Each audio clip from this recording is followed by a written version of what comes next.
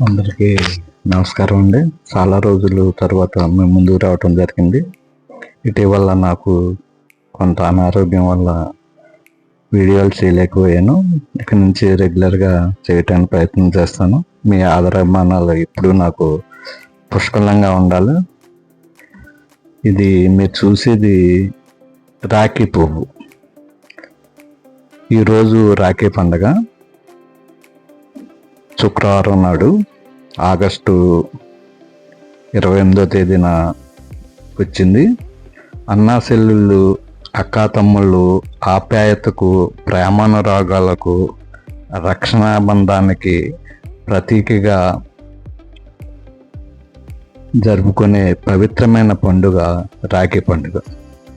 తన సోదరికి జీవితాంతం అండగా ఉండాలని భరోసా ఇస్తూ సోదరి తన అన్నదమ్ములు సుఖ సంతోషాలతో జీవితంలో ఉన్నత శిఖరాలకు ఎదగాలని కోరుకుంటూ మణికట్టుపై కట్టే పవిత్రమైన రక్షణా బంధం రాఖీ కడుతుంది.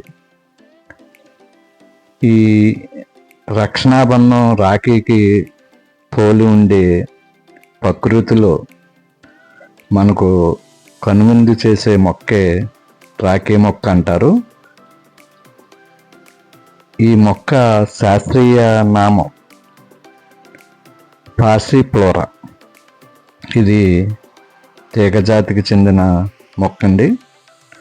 పశ్చిమ గోదావరి జిల్లా ఉండి మండలం ఎండగండి, కోలమూరు తదితర ప్రాంతాల్లో ప్రస్తుతం శ్రావణ మాసం కాబట్టి ఈ పువ్వులు కనువిందు చేస్తున్నాయి. ఇవి తెలుపు, ఊదా రంగు, ఎరుపు, అలాగే గులాబీ రంగు వీటిలో మనకి కనిపిస్తూ ఉంటుంది. దీన్ని కృష్ణ కమలం అని కూడా పిలుస్తూ ఉంటారు. ఈ పువ్వు చూస్తున్నారు కదా, ఈ చుట్టూ ఉన్న తంతుల్ని కౌరవులుగా కూడా పోలుస్తూ ఉంటారు.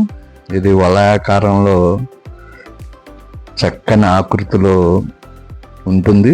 అలాగే మధ్యలో ఉండే పసుపు, తెలుపుని పాండవులుగా భావిస్తారు. అందువల్ల దీన్ని మహాభారత పుష్పం కూడా అని పిలుస్తూ ఉంటారు.